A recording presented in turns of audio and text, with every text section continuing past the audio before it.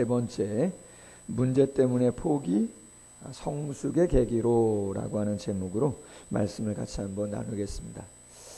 여러분, 이 세상에 있는 교회 가운데 완전한 교회가 어디 있겠습니까? 뭐 많이 모이든 적게 모이든 아마 쉽지 않을 것입니다.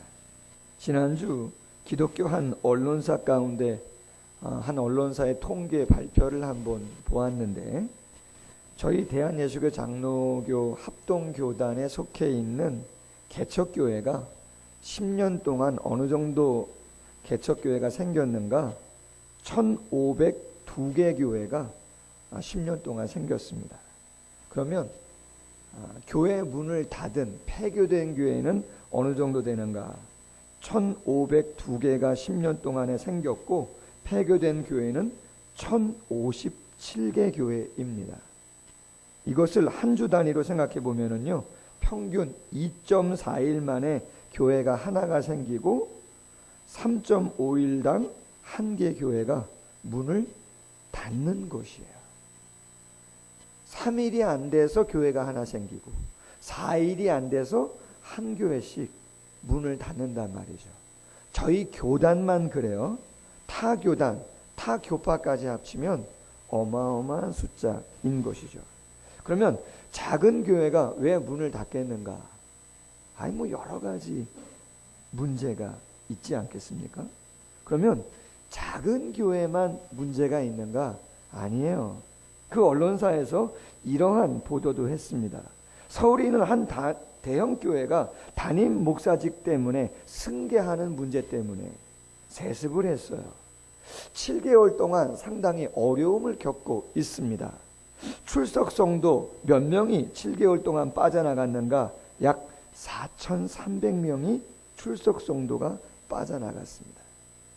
약 2만 명 정도 모이는 교회인데 7개월 동안 담임 목사직을 승계하는 문제가 쉽지 않아 가지고 문제가 발생돼서 4,300명이라고 하는 숫자가 타 교회로, 아니면 교회를 다니지 않든지 어려움을 겪었다라고 하는 것이죠. 여러분, 이 땅의 교회는 크게 두 가지 성격의 교회로 생각해 볼 수 있습니다. 하나는 유형교회죠. 눈에 보이는 교회죠. 사람들이 모이는 곳이죠. 그러나 이 땅에 눈에 보이는 건물로서의 교회는 좀 불완전합니다. 전투적일 수밖에 없어요. 왜 불완전하고 전투적인가? 하나님의 자녀들이 모이지만 우리들 안에 아직도 뭐가 남아있어요? 죄의 앙금이 남아있죠. 공중권세 잡은 사탄이 지금도 믿음의 사람들을 넘어뜨리려고 유혹을 하고 있죠. 세상의 타락한 문화도 우리가 그냥 교회 문만 열고 나가면 퀴어 축제 아시죠? 동성애를 막 찬성하는 사람들이 대형 집회를 열어요. 타국에서도 많은 사람들이 서울 광장에 모여서 퍼레이드를 하고 노출되어 있습니다. 교회 안에 그것들이 들어올 여지가 있는 것이죠. 불완전하죠. 전투적이죠. 그러나 교회는 눈에 보이는 유형교회의 모습만 있지 않아요.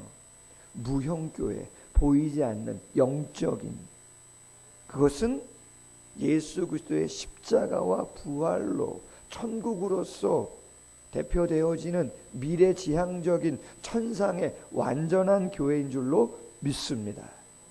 승리의 교회죠. 그래서 이 땅의 교회는 유형교회, 무형교회, 불안함과 연약함이 있는 싸움이 영적으로 필요한 교회의 모습도 있지만 천상의 완벽한 교회의 모습도 함께 가지고 있는 것이죠. 이미 이루어진 하나님의 나라와 아직은 완벽하게 이루어지지 않은 천상의 교회를 함께 가지고 있어요. 그래서 이미 이루어진 교회와 아직은 이루어지지 않은 교회의 그 긴장감, 그 속에서 교회의 거룩함을 이루어가는 교회의 긴장감이 있는 것이죠. 그래서 그 긴장감 속에는 약함, 부족, 다툼, 어떨 땐 교만, 그런 여러 가지 것들이 있을 수밖에 없는 것이죠. 자, 그렇다면 그러한 상황 속에서 교회의 건강함을 어떻게 유지할 수 있는가? 오늘 본문 초대교회 능력이 있고 기적이 나타나고 폭발적으로 성장하는 교회에 처음으로 성도와 성도들끼리 심한 다툼이 일어나는 모습을 보여줍니다. 문제가 뭐 때문입니까? 구제 때문에. 여러분, 구제는 좋은 겁니까? 나쁜 겁니까? 좋은 거잖아요. 근데 그 구제 때문에, 빵 문제 때문에 다툼과 분쟁이 야기가 됐다는 거죠. 어느 목사님의 재미난 글이 있습니다. 짧게 한번 소개해 봅니다. 먹는 걸 아무것도 아닌 것처럼 말하면 안 된다. 가난한 시절의 관심사도 먹는 거였고 지금 방송의 대세도 먹는 거다. 학교, 회사, 등교나 출근 시간보다 더 정확한 게 아침, 점심, 저녁 식사 시간이다. 아무리 바빠도 힘들어도 먹는다. 배움이 중요하다. 그러나 배움이 약해도 산다. 자유가 없어도 죽지 않는다. 그러나 먹는 거 없으면 죽는다. 학교가 많은가? 식당이 많은가? 비교 불가죠. 먹는 것을 하찮고 무가치하게 여기면 안 된다. 구약에서 불평의 첫 번째 원인은 먹는 거였죠. 마실 물 없습니다. 먹을 거 없습니다. 매출하기 달라. 신약에서 식사는 신분의 확인이고 인정이었다는 것이죠. 그래서 그랬는지 초대교회가 다퉈요. 무슨 문제 때문에? 구제, 빵 문제 때문에. 여러분, 예루살렘 교회는 크게 두 부류로 이렇게 좀 나뉘어 있다 그럴까? 구성원들을 그렇게 한번 분류할 수 있어요. 첫 번째 분류는 히브리파 유대인들, 히브리파 그리스도인들. 이스라엘 땅에서 태어나서 이스라엘에서 사용하는 언어가 그 당시에는 아람어였습니다. 아람어. 그 아람어를 사용하고 성전과 율법을 중심으로 해서 성민의식을 갖고 살아가는 사람들, 히브리파 그리스도인, 그들이 한 부류를 이루었습니다. 또 한 부류는 예루살렘 교회는 어떤 성도들이 있었는가? 헬라파 그리스도인들이 있었습니다. 헬라파 유대인들. 그들은 어떤 사람이냐? 이스라엘 안에 살지 않아요. 소아시아, 마게도냐, 유럽이죠. 심지어 로마에 살죠. 그럼 그들이 어떻게 예루살렘 교회의 구성원이 되었는가? 많은 디아스포라들 6월절 아니면 뭐 77절, 그죠? 오순절과 같은 그런 절기가 있으면 어떻게 합니까? 그렇죠. 절기를 지키려고 예루살렘에 오죠. 6월절을 지키려고 왔습니다. 많은 사람들이 예루살렘에 모였죠. 그런데 누구를 발견합니까? 십자가를 지고 가는 예수를 보게 되죠. 그의 부활을 경험하게 되죠. 능력이 많은 사도들의 기적과 그들의 설교를 듣게 되어지죠. 예수가 메시아 그리스도구나. 너무나 기쁘죠. 오순절 성령을 경험하죠. 놀라운 능력들을 경험하죠. 폭발적으로 성장하죠. 고향에 돌아가야 되는데, 삶의 터전에 나아가야 되는데 아니요. 집도 팔고 밭도 팔고 자기 것을 자기 것으로 여기지 않고 다 서로 나누어 먹으면서 공동체 생활을 이루어가죠. 부족한 게 없었죠. 그런데 시간이 지나가면서 숫자가 점점 늘어나니까 재정이 더 많이 필요하겠어요? 안 필요하겠어요? 필요하죠. 그러다 보니까 숫자는 많은데, 섬겨야 될 사람들은 많은데 재정은 점점 없어지다 보니까 어떤 일들이 벌어져요? 히브리파 그리스도인 유대인들 가운데 가난한 자, 과부와 고아들, 그 사람들을, 왜? 숫자가 더 많다 보니까 그 사람들 위주로 구제 사역을 더 많이 한 거죠. 헬라파, 이방에 있었던 아람어를 쓰지 않고 헬라어를 쓰는 이방의 문화와 친숙한, 조금은 히브리파 유대인들과 거리감이 있는 사람들 조금씩 구제해서 재해가 됐던 것이죠. 한두 번이면 모르겠는데 그게 계속 이어지다 보니까 불평이 생겨요, 안 생겨요? 생기죠. 나중엔 두 그룹이 충돌을 하는 일이 발생이 된 것이죠. 자, 그러면 이 문제를 어떻게 해결을 해야 되는가? 문제 없는 교회가 없는데. 두 가지 제목. 첫 번째, 사도들과 성도들의 성숙한 대처라고 하는 제목입니다. 여러분, 오늘 2절 말씀 보십시다. 12사도가 모든 제자를 불러 이르되 우리가 하나님의 말씀을 제쳐놓고 접대를 일삼는 것이 접대를 일삼았다. 직역하면 식탁에서 봉사했다. 구제와 봉사를 의미하는 성경적인 문학적 표현인데, 그러한 봉사와 구제를 열심히 하는 것 마땅하지 않다. 그 자체가 나쁜 건 아니지만 무엇을 제쳐줬다고요? 그렇죠. 하나님의 말씀을 제쳐주었다는 거죠. 누가? 사도들이. 여러분, 저도 목사이지만요, 어떤 문제가 탁 발생하면요, 사람들은 기본적으로 자기 방어 기제가 발생해요. 자기 방어적이에요. 그래서 내 자신이 무엇을 잘못했는가라고 하는 것보다는 누가 잘못했는가를 먼저 어떻게 돼요? 그렇죠. 보게 되는 거죠. 그런데 오늘 본문에 보면 사도들의 탁월함이 뭡니까?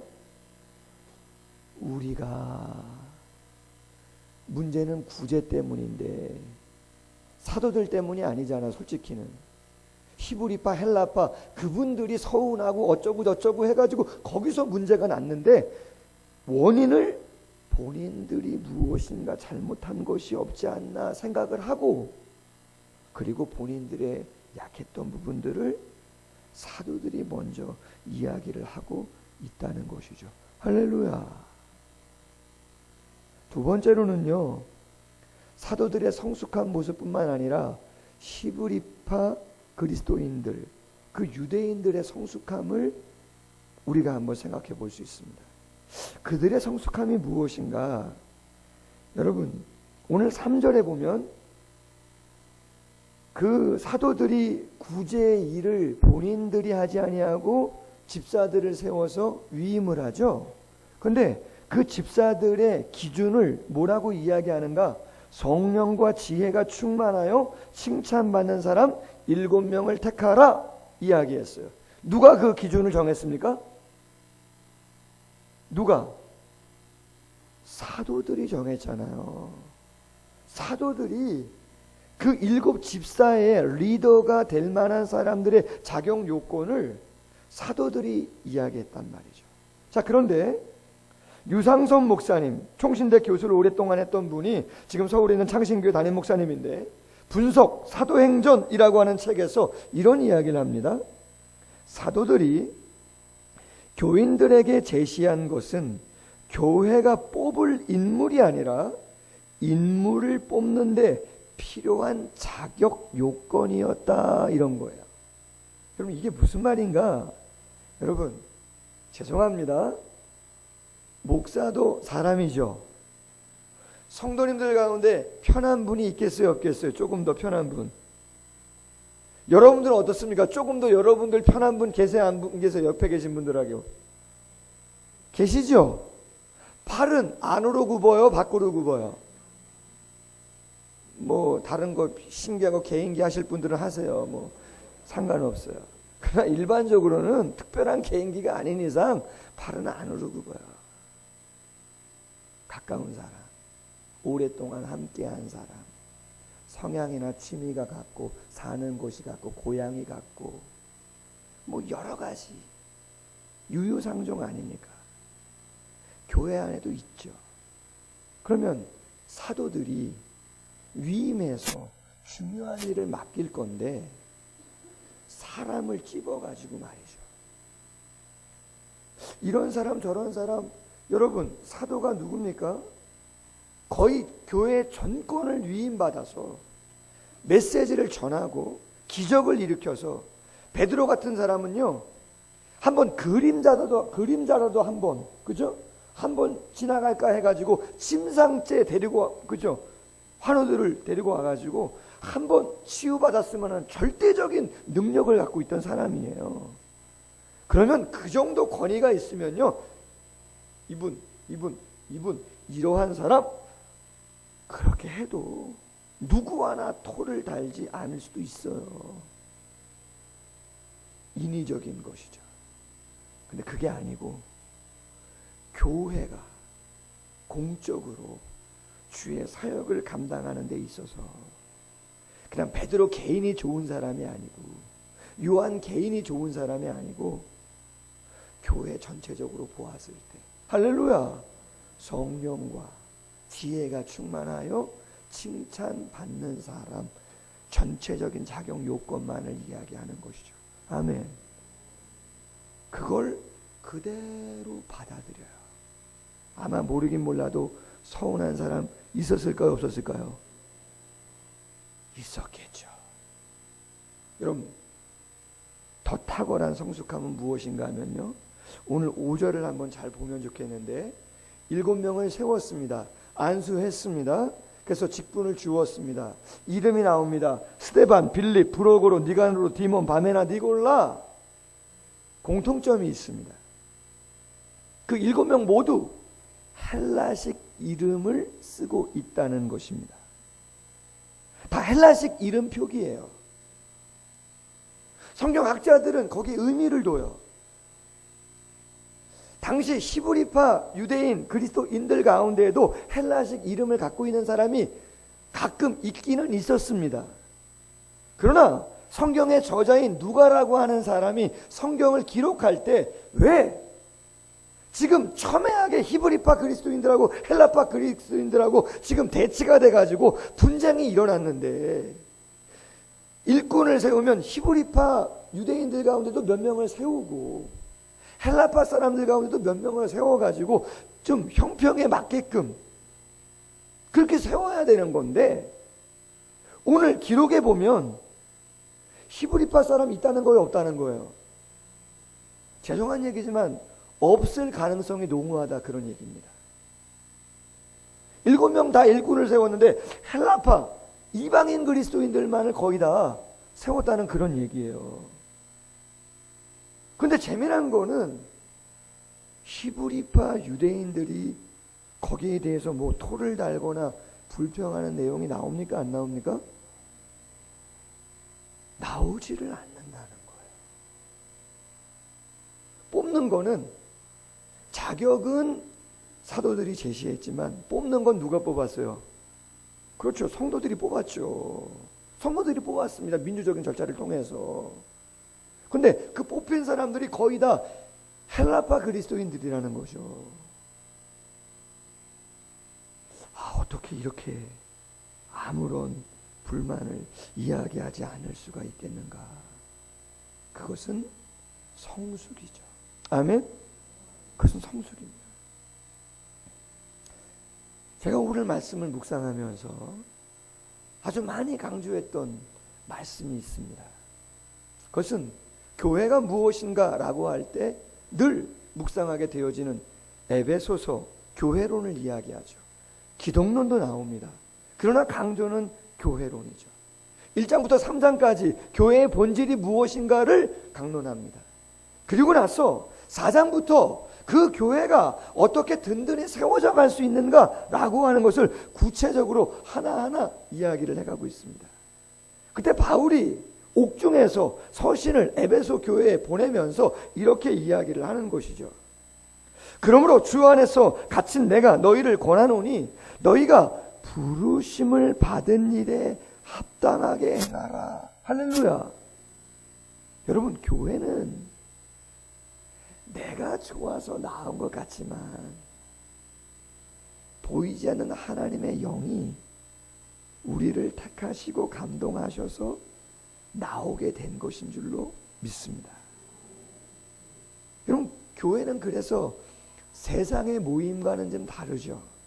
여러분, 세상 모임은 어떤 겁니까? 이런 것이죠. 세상 모임은 자신들의 이익을 위해서 자신들이 결정하고 자신들이 원하는 대로 법을 정하고 규칙을 정하고 행동을 하는 것이죠.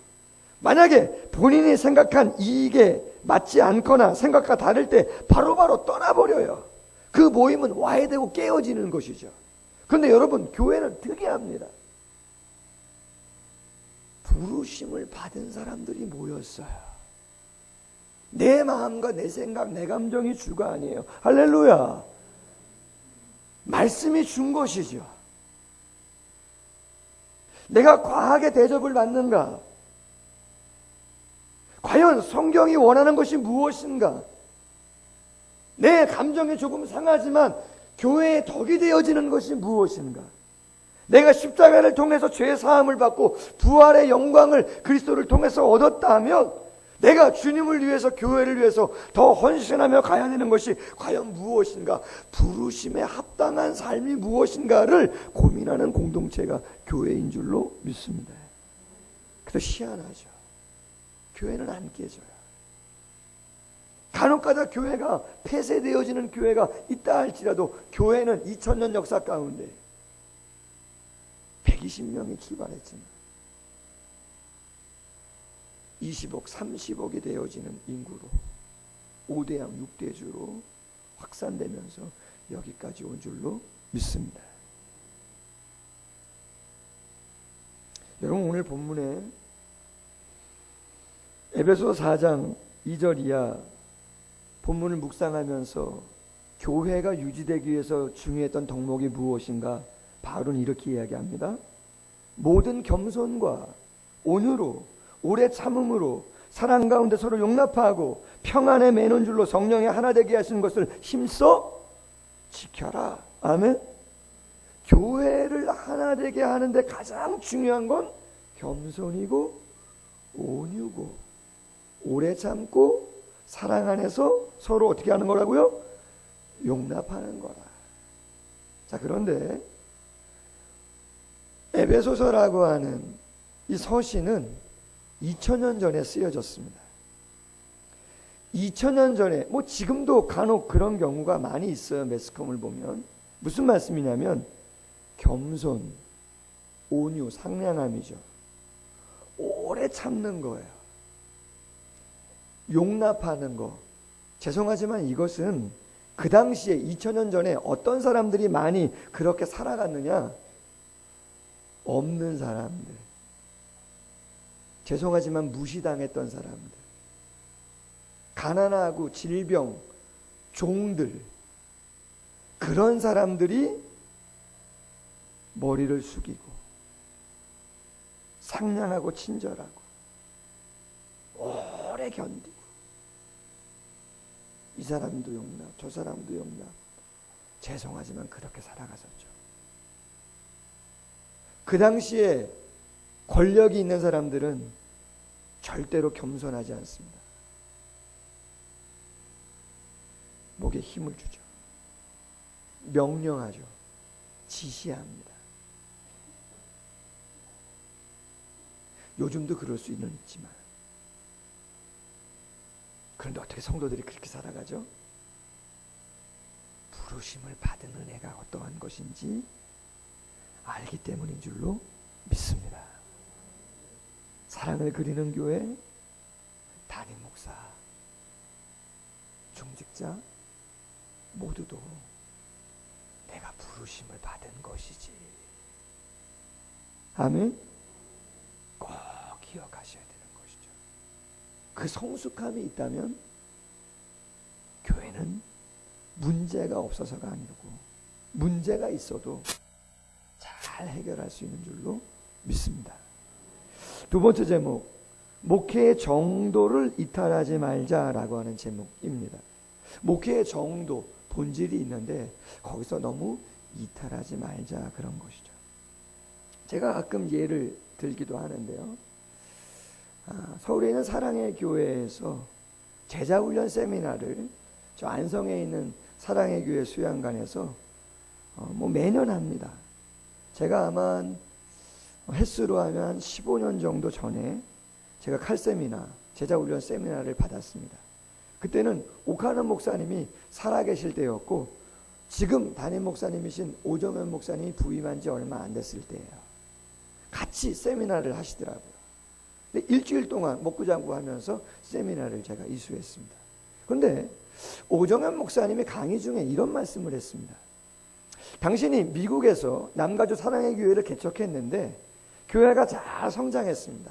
몇 명까지 성장했냐면 300명 정도까지 성장을 했었습니다.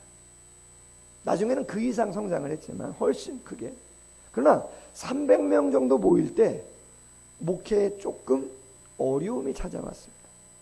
그 어려움은 뭔가 하면 담임 목사가 모든 경조사를 다 감당하는 거야. 결혼, 장례, 개업, 취업, 생일. 무슨 얘기인지 아시겠죠? 모든 성도님들의 가정에 있는 경조사는 다 가시는 거죠. 그럼 경조사만 감당합니까? 담임 목사가? 아니죠. 행정적인 거, 관리적인 것들, 사역, 전도, 기도, 말씀, 훈련, 너무나 많죠. 도저히 감당하다가 이렇게는 안 되겠다. 뭔가 돌파구를 찾아야 되고 변화를 줘야 돼. 어떻게 해야 될까? 고민 기도하면서 결정을 하나 합니다. 당회를 열죠. 주제는 이거죠. 앞으로 장로님들 죄송하지만 성도님들의 모든 경조사는 그때 부목사님들이 계셨는데 교구 담당 목사님들에게 전적으로 위임하도록 하겠습니다.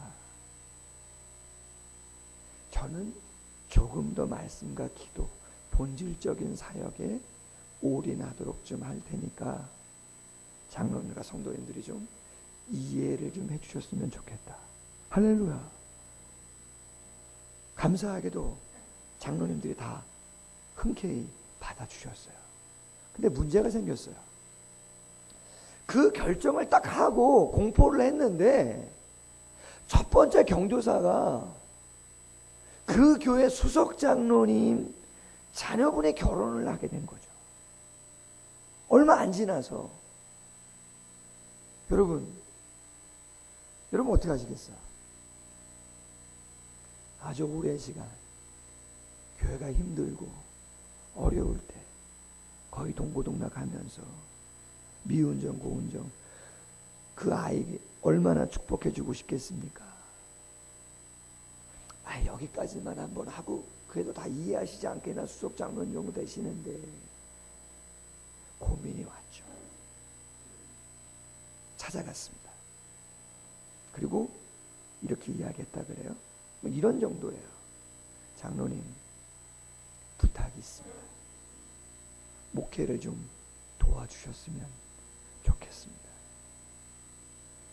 축복해주고 싶은 마음은 간절한데 정확한 계기와 본보기가 필요한데 장로님께서 한번 첫 스타트를 좀 끊어주시면 좋겠다. 아멘. 그래서 그 장로님 때 경조사에 담임 목사님이 안 가시고 교구 목사님이 감당하셨다는 거죠. 조금 차이가 날 수도 있겠지만 거의 이런 이야기셨어요. 얼마 전에 제가 간증을 들었습니다. 수원에 계시는 목사님이신가 그런데요. 개척을 해서 1000명 정도 모여요. 오, 대단한 거죠. 1000명 모이시니까. 젊으신데도 불구하고. 근데 그분이 간증 중에 이런 이야기를 하셨어요. 당신은 지금도 교회 화장실 청소를 당신이 하신다는 거죠. 할렐루야. 여러분 대단하시지 않습니까? 1000명 교회는요, 여러분 말이 1000명이지 그렇게 작은 교회가 아닙니다. 중형교회 이상인 거죠. 교육자도요 최소한 4-5명 이상은 될걸요. 전도사님까지 하면요 10명 그 정도는 교육자가 있고요, 관리 집사님이 충분히 있을 수 있는 그런 사이즈의 교회입니다. 그런데도 화장실 청소를 그 목사님, 젊은 목사님이 직접 하신다는 거예요. 그것도 매주. 대단하죠. 여러분, 목사가요 못할 일이 어디 있겠습니까? 교회에서. 아멘? 오늘 본문의 핵심은 목사가 어떤 일을 해도 된다 안 된다, 이 일을 해도 된다 안 된다, 그걸 얘기하고 있는 게 아닙니다. 핵심이 우선순위는 기도하고 말씀 사역이 우선이 되어야 하는데 그것을 제껴두고 구제도 중요하지만 기도하고 말씀이 샘과 같은 것인데, 아멘, 근원이라는 거죠. 가장 본질이라는 거죠. 가장 우선순위를 두어야 되는 것인데 너무나 다른 것, 중요하지 않은 것이 아니고 중요하지만 우선순위 첫 번째는 아닌데 첫 번째가 되는 것을 제껴두고 그것에 매진하다 보니까 가장 중요한 일을 소홀히 하게 되었다는 것이에요. 아멘? 그렇죠. 여러분, 사역자만 그렇습니까? 아니에요. 사도들이 제시한 리더의 자격 요건, 성령과 지혜가 충만하고 칭찬받는 사람, 여러분, 성령 충만, 어떻게 성령 충만합니까? 그렇죠. 성령 충만이 그냥 이루어지지 않습니다. 성령 충만은 기도할 때 성령을 받습니다. 아멘.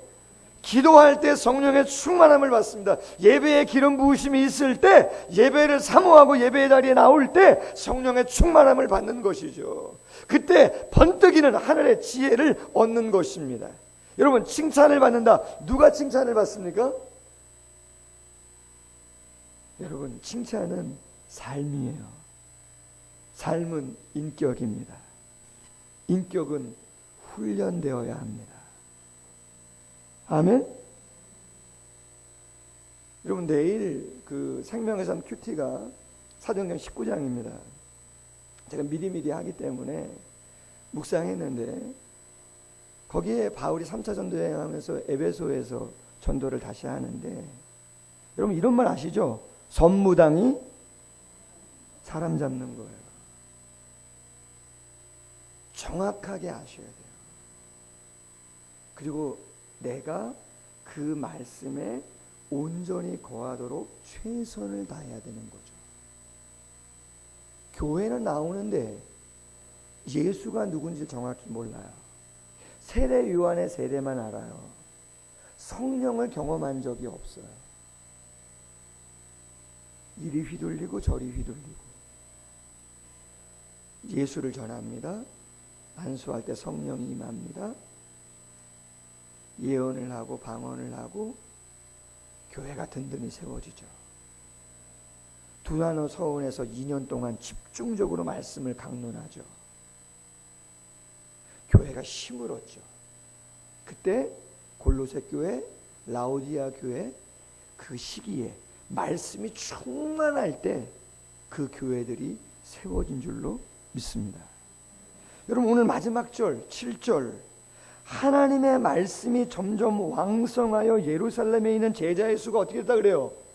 더 심히 많아지고 허다한 제사장의 무리도 이 도에 복종하니라. 할렐루야.